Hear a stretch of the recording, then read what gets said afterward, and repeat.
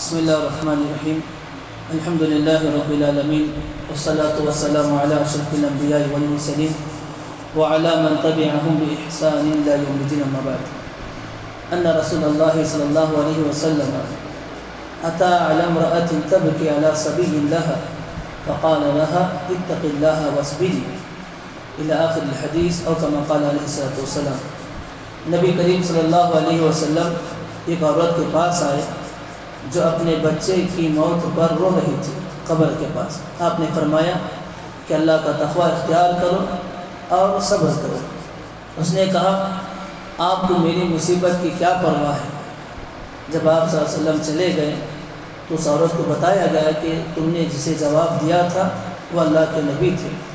تو اس عورت نے اپنے اوپر ایسی کیفیت محسوس کی گویا کہ اسے موت آ گئی ہے، اس لیے کہ اس نے اللہ کے نبی کو جواب دیا. وہ آپ صلی اللہ علیہ وسلم کے دروازے پر لوٹ آئی تو دیکھا کہ آپ کے دروازے پر کوئی دربان نہیں تھا. اس نے کہا اے اللہ کے رسول، میں نے اس وقت آپ کو نہیں پہچانا تھا. تو آپ صلی اللہ علیہ وسلم فرمایا کہ حقیقی صبر صدمے کے آغاز میں، صدمے کے شروع میں ہوتا ہے. معزز حاضرین، اس حدیث میں اللہ کے نبی صلی اللہ علیہ وسلم نے ایک عورت کو اپنے بچے کی قبر کے پاس روتے ہوئے پایا، اس لیے کہ اولاد کی جدائی کا غم بہت سخت ہوتا ہے. انسان جو ہے ہر غم دنیا میں جھیل سکتا ہے، ہر پریشانی دنیا میں اٹھا سکتا ہے، لیکن ماں باپ کا بچے سے جدا ہونا، ماں باپ کا بچے سے بچھڑ جانا، یہ کوئی ماں باپ نہیں سمجھ سکتے. تو اس لیے اس عورت کو بہت سخت غم لایا. تو وہ عورت اپنے بچے کی قبر کے پاس بیٹھ کر رو رہی تھی. تو آپ صلی اللہ علیہ وسلم نے اس سے کہا صبر کرو، اللہ تعالیٰ سے ڈرو، اللہ تعالیٰ کی یہاں اجر کی امید کرو. تو اس الفاظ سے معلوم ہوتا ہے کہ انسان کو جب بھی موقع ملے وہ اللہ تعالیٰ کے دین کو پہنچانا چاہیے. جب بھی آپ کے سامنے کوئی گناہ کا کام ہوتا ہوا نظر آئے تو آپ فوراً اسے تلقین کریں، فوراً اس سے بتائیں کہ یہ غلط کام ہے. اس لیے کہ اللہ کے نبی نے عورت کو روتے ہوئے دیکھا تو فوراً کہا کہ اتق اللہ، اللہ سے ڈرو، صبر کرو. تو جب بھی کوئی آپ کے سامنے گناہ کا کام ہوتے ہوئے نظر آئے تو آپ کا ایک مسلمان ہونے کے ناطے سے فریضہ بنتا ہے کہ آپ اس گناہ کے کام سے روکیں. یہ بات ہرگز نہ سوچیں کہ سامنے والا کیا سمجھے گا، سامنے والا دین سے متنفر ہو جائے گا، سامنے والا غصے میں آ جائے گا، میرا بھائی ہے ناراض ہو جائے گا. یہ بات سب بعد میں، لیکن سب سے پہلا کام آپ کا جو ہے دین کو پہنچانا ہے. اللہ کے نبی صلی اللہ علیہ وسلم نے اس عورت کو تلقین کرتے ہوئے یہ نہیں سوچا کہ عورت غم میں چھوڑ دیں گے اسے، یہ نہیں سوچا کہ عورت کو جو ہے سمجھائیں گے تو وہ کیا کہے گی، یہ سب بعد میں. لیکن اللہ کے نبی نے سب سے پہلے دین کی بات پہنچائی.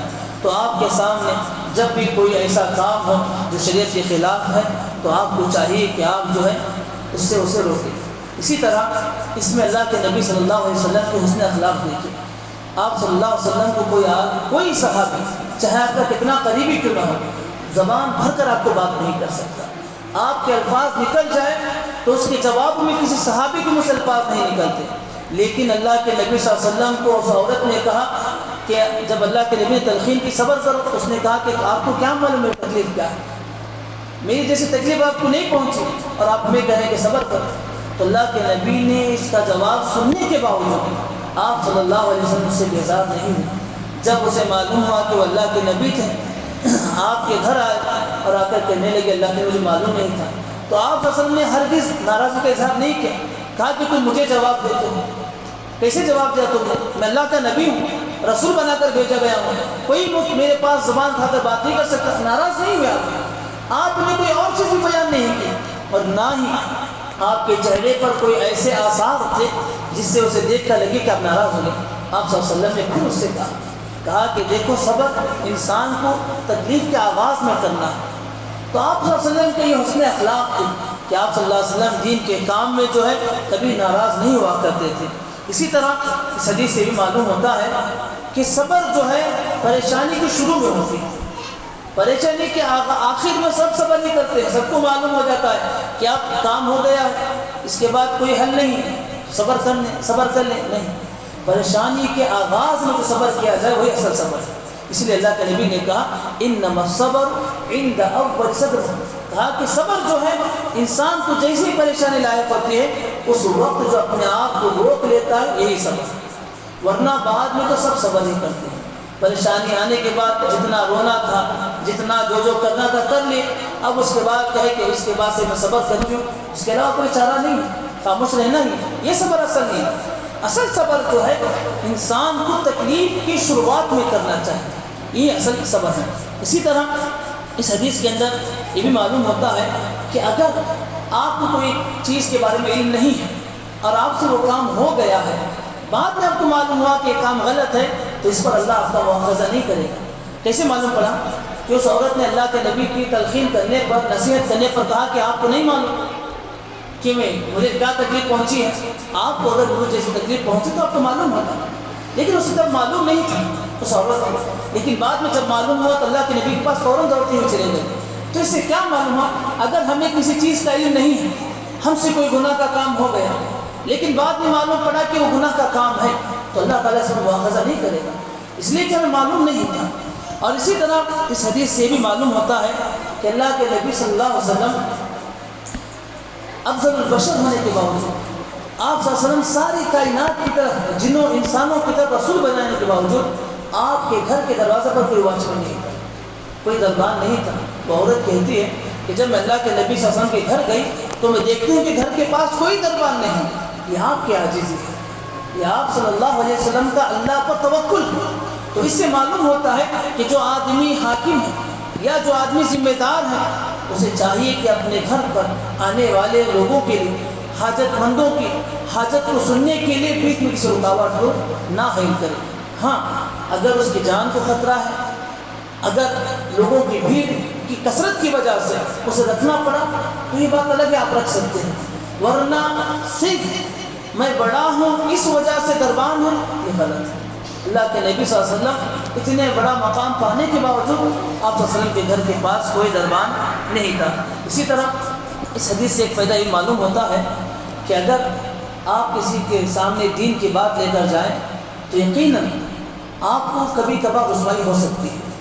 آپ کسی کو کہا کہ کہنا کرنا غلط ہے تو بولنے والا، سامنے والا کہہ سکتا ہے یہ دیکھو بڑے عالم صاحب آ گئے، یا آپ کو چمٹا بھی سکتا ہے، آپ کو ڈانٹ بھی سکتا ہے، لیکن آپ ڈانٹ دیے یا مجھے جھنکا دیے، میری بات قبول نہیں کیا، اس وجہ سے آپ نہیں رکے۔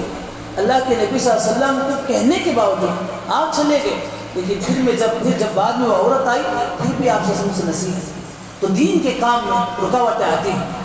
آپ جسے بھی اچھی بات کہیں گے یقیناً شروع میں وہ آپ کی بات نہیں سنے گا، آپ کو برا بھلا کہے گا، آپ کو لان تان بھی کرے گا، لیکن اس کے برا بھلا کہنے کی وجہ سے آپ ہرگز نہیں رکیں گے۔ اللہ کے نبی صلی اللہ علیہ وسلم جب دعوت کا کام کرتے تو کفار مکہ کہتے کہ یہ دیوانہ ہے، کبھی کہتے کہ جادوگر ہے، کبھی کہتے کہ اس کی بات نہیں سننا، کبھی کہتے کہ یہ ہماری قوم سے باہر ہے۔ اتنی ساری چیزوں کے باوجود آپ صلی اللہ علیہ وسلم نے کبھی دعوت کا کام کرنا نہیں چھوڑا۔ کیوں؟ آپ کو اللہ کی ذات پر یقین تھا، اور آپ جو دین لائے تھے اس پر آپ کا ایمان تھا کہ یہ دین سچا ہے، یہ دین ایک مرتبہ پہنچے گا۔ اور اسی دین کو پہنچانے کے لیے آپ صلی اللہ علیہ وسلم نے مار بھی کھائے، بچوں سے مار کھائی، لیکن آپ ناراض نہیں ہوئے، کہا کہ کوئی بات نہیں، بچے ہی ہیں، یہ ایمان نہیں لائے، کیا ہوا؟ ان کے بعد آنے والی نسل یہ ایمان لائے گی۔ یہی توکل اللہ کا تھا کہ سارے کا سارا تائید جو ہے مسلمان ہو جائے۔ تو اس لیے دعوت کے کام میں تکلیفیں آئیں گی، پریشانیاں آئیں گی، مصیبتیں آئیں گی، کبھی سنے گا، کبھی نہیں سنے گا، کبھی سن کر انسنی کہہ دے گا، کبھی آپ کو ڈانٹ دے گا۔ تو یہ تمام چیزوں سے آپ دعوت کے کام سے ہرگز نہ رکیں، ایک دن آئے گا کہ وہ قبول کرے گا آپ کی دعوت کو۔ تو یہ چند چیزیں اس حدیث سے معلوم ہوتی ہیں۔ اللہ رب العزت سے دعا ہے اللہ تعالی ہمیں اور آپ کو کہنے سننے سے زیادہ عمل کرنے کی توفیق عطا فرمائے، اللہ تعالی ہمیں اور آپ کو صبر کرنے والا بنائے، آمین۔ السلام علیکم ورحمۃ اللہ وبرکاتہ۔